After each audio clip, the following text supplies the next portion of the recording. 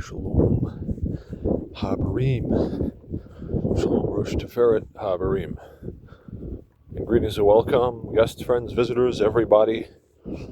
We have the unique and real and magnificent ability to actually judge accurately and see what the real mazal, or the thing that is referred to as mazel tov, like good, a good, almost like good destiny, because we're not going to refer to the phrase luck, that's superstition, rather destiny, like mazel tov is like saying like good destiny actually, or a good like results, or a good, good sort of a destiny. So look, I'm talking about the ability to accurately foresee, first of all, the ability to accurately see the so-called mazel. You know the phrase mazel tov? It's like something like all the best, sort of. Yet it really refers to something like good destiny, or a good, good, that it may happen, like may it happen good, like may it be for the good, like good everything, good everything. So the reality is that, based on the fact that in the beginning God created the heavens and the earth, to him be the praise, and also in the beginning was wisdom, right? Wisdom is a principal thing, therefore get wisdom, and with all that getting, get understanding. Amen. Based on these realities, the fact that the Creator, blessed be his name, geometrized in the beginning and ordered everything in creation aright, a certain way, with a perfectly geometrically operating order and system, just universal perfect order. Everything in life is ordered according to a certain system that the Creator put in place. Now we actually have insight into this to a certain degree by the bracha, or the blessing of wisdom that the Creator gives us, and that we retain and work with and win with. So by having chokmah and wisdom, we actually have certain insight into how the universe works, and more specifically, how life is cyclical, and how everything in life also has a certain life cycle with a point of beginning. There's a point of beginning for the life cycle of everything in life. An acquaintance, the time you meet somebody for the first time, when you plant a seed to plant a tree, and etc. Everything has a point of beginning that's a definitely, clearly identifiable point. To go even further, it usually starts with a divine inspired thought, idea, impulse, or urge, so on and so on. Then becomes, thoughts, deeds, actions, and real manifested things, okay? Yet generally, and as with everything, there's a definite point of beginning for everything, and that point of beginning is within certain life cycles and cycles of life. It's also within certain lunar units where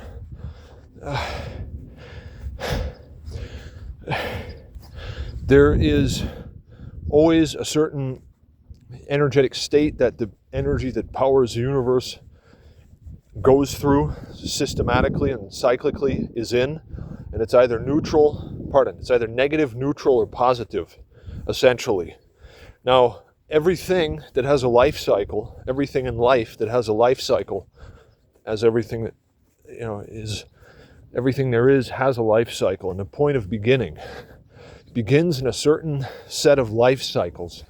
And therefore, what's happening is that the future quality, or actually the overall quality of, because of where and when the life cycle of any particular thing in life begins, the quality of this thing is generally already pitched and predestined a certain way, in a certain format, with a certain quality, And that is the immediate result of the life cycles that were going on, say, in your life when you began or initiated this thing. And knowing when and where things began, whatever it may be, and what life cycles these things began in, you're able to actually accurately judge the overall potential and quality and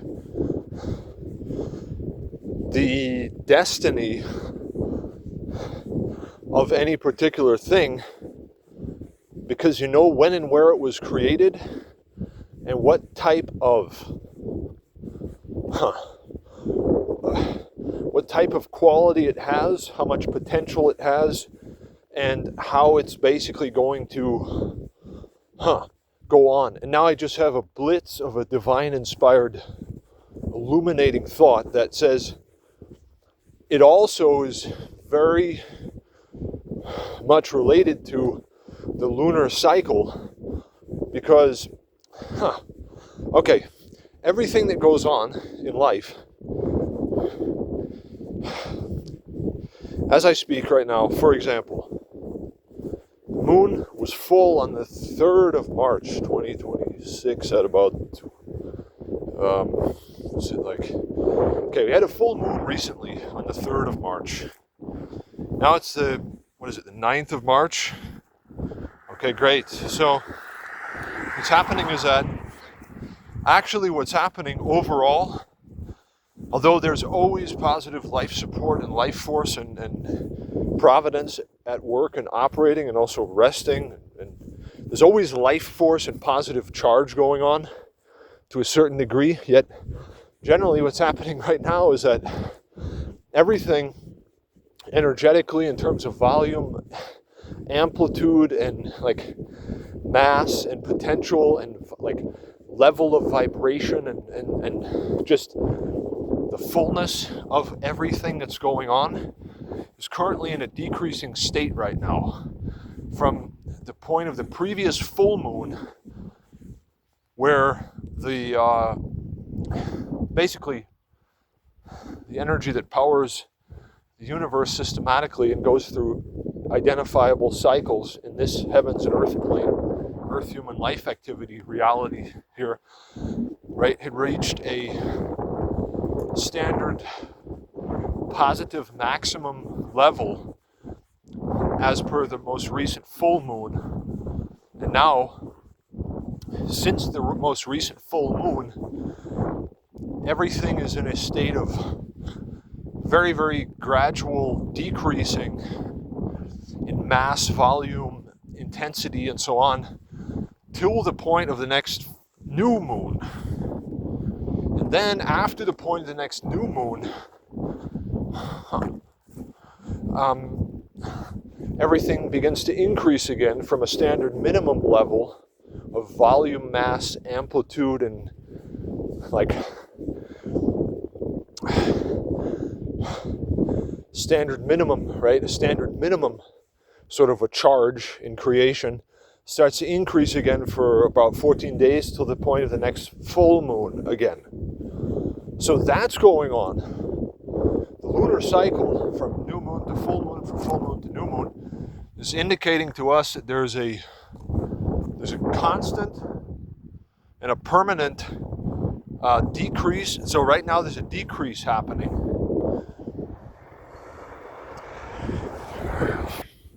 There's actually a decrease happening right now. And there is a possibility, and you've seen this happen, is that things, right, they go on, they tend to sort of,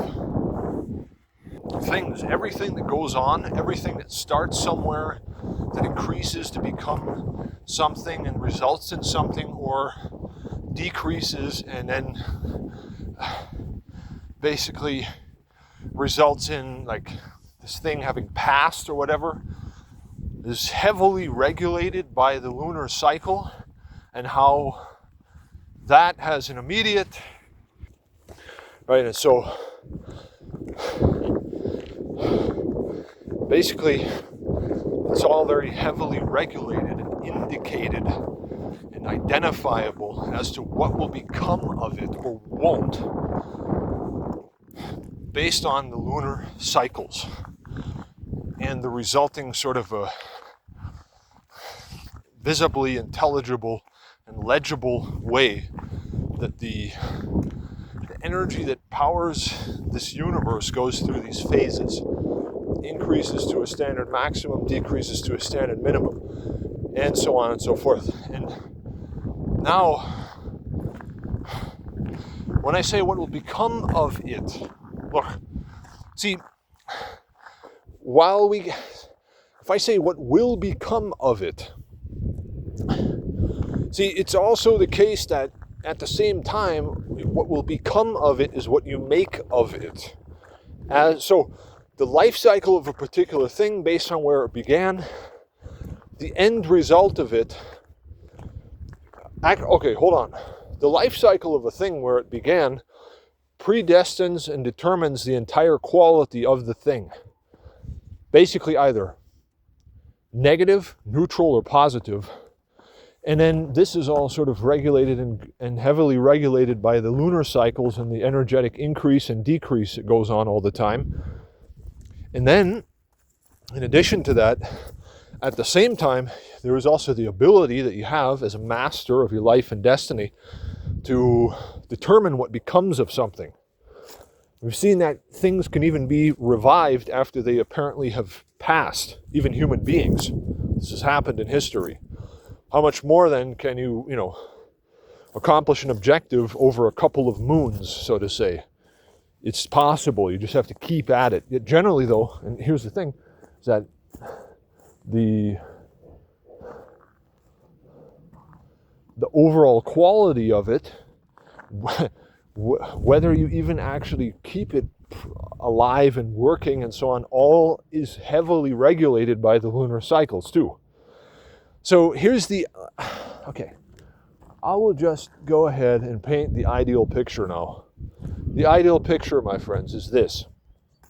You start something at the exact proper time during the right life cycles, right after, emphasis on right after the new moon. The right thing in the right cycles of life, right after the new moon. You start this thing. And then you wisely work on it. It gains mass. It gains like momentum for about 14 days or so. And by the full moon, this thing is working and it's basically manifest, and it happened. This goes on. If you zoom out and look at your progress over a month, right, you'll see that this is usually what happens. Now, this is why you got to plan ahead, because, see, if all of a sudden there arises some necessity to accomplish something, and it's just a couple days after a full moon, that thing should have been accomplished, ideally, right after the previous new moon. It should have been started and should have led to being accomplished right as the moon increased and the mass increased and the thing became successful right about before or right after the full moon, so to say. This is how it's supposed to work, right? This is how it's actually supposed to work. Now, what if all of a sudden something, see, this is why overall good, circumspect, life cycle, monitoring, mapping, and even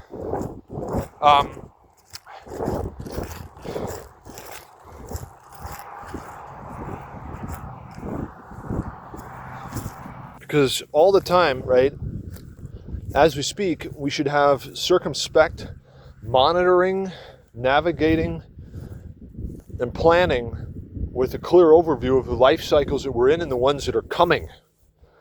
And so this way you can basically operate in harmony with the cycles of life as much as possible, so that what happens is that you accomplish whatever's necessary during the times when it can be accomplished the best. So, like, at the same time, look, what if all of a sudden I have to bridge a gap? And it's always the case that, see, whatever the lunar state is, whatever the lunar cycle is, there is always a certain amount of positive, providential life support and providence operational in the universe. So there's always, it's just that, it's like the level and the amplitude of what goes on fluctuates as indicated by the lunar cycle. So, how shall I explain this? I think that it's comprehensible. So the biggest victories, the biggest amounts of accomplishment of whatever it may be, generally speaking, tend to happen right before or even on the full moon, apparently. So now, good things can happen in between both the new and the full moon and so on, yet the level of what goes on and what happens in the mass and the amount and all this, right? The level of, like, how much, is accomplished or isn't, all this stuff is all sort of like visibly, possibly indicated, it's visible and indicated by like an ongoing real-time energy level meter that we can read that's the moon. Because, that's right, energy level meter, a universal energy level meter, the moon, right? You look at it and, it's basically showing you what the level is right now, right? It's only logical. And the reason I have this theory, the reason I'm sharing this information with the public, and the reason that I actually observe this, or I observe this and this serves me, right, is because I've observed this and I've investigated this and I've seen it. I've realized that it's actually true. And there's proof for this. Think about the last time you were in the city center safely on a full moon. There was a lot of people in the city square. And think about the last time you were in the city center on a new moon. There wasn't a lot of people there. It's just the case that it's like a real-time universal energy level meter that we can see and read by looking at the state of the moon. It's as if it's like a dashboard and it's a device and it's a measuring instrument and it shows us what's going on. I'm telling you that this is real. I know that this is real. I've done this and it's worked many, many times. And so the key and the fact and the truth of the matter is that if you go and you monitor the life cycles that you're in, the ones that are coming, including the lunar units, both the long one of 3.5 days that alternates between negative and positive, and the reference point for that is the date of the new moon or the full moon, and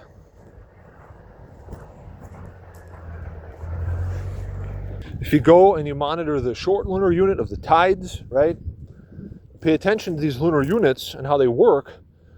These give way to either a negative, neutral, or positive polarity for a space of a minimum of 3 hours in either a negative, a neutral, or a positive state. And then what happens is, so every 3 hours this changes. Then every 3.5 days it changes from either negative to positive or positive to negative and so on.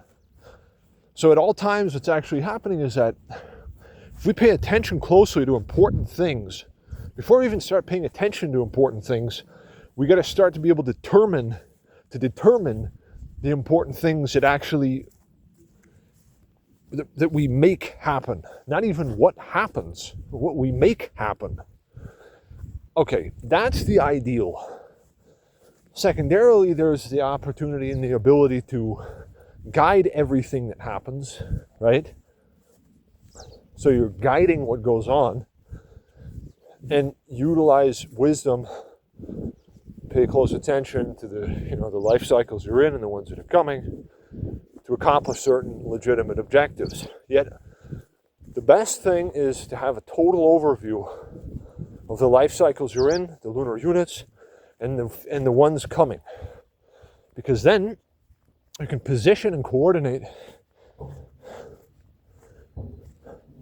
your activities and your workings, the beginning of things, when you start things, you create new things, the life cycles of new things at the opportune, ideal moments in certain windows of opportunity. And these windows of opportunity are actually clearly identifiable, as I have explained just now.